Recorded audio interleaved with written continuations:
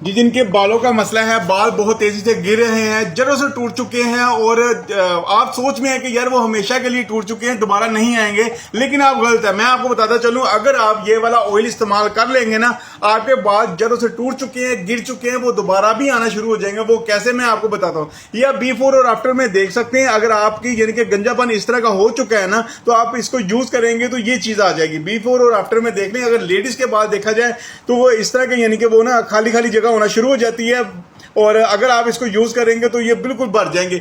और इसका कमाल का रिजल्ट है। जिसने भी ये यूज किया अल्हम्दुलिल्लाह उनको बहुत अच्छे रिजल्ट मिले, क्योंकि इसमें सारी नेचुरल चीजें हैं। ये पीछे सब कुछ लिखा हुआ है, इसमें किसी किस्म की कोई सेंस वगैरह नहीं है कि कोई केमिकल यूज नहीं हुआ। और आप देख सकते हैं कि बालों की ग्रोथ कुछ इस तरह से बढ़ेगी, और ये बहुत ही अच्छा ऑयल है। और इसका जो पैकिंग भी बड़ी शानदार है। और आपने यूज इसको किस तरह करना है मैं आपको बता देता हूँ। इसमें एक लॉक लगा होता है, आपने लॉक को ओपन करना है, ठीक है जी। उसके बाद आपने इसको पुश करना है। अपने हाथ के साथ भी लगा सकते हैं और अपने बालों पे डायरेक्ट भी लगा सकते हैं।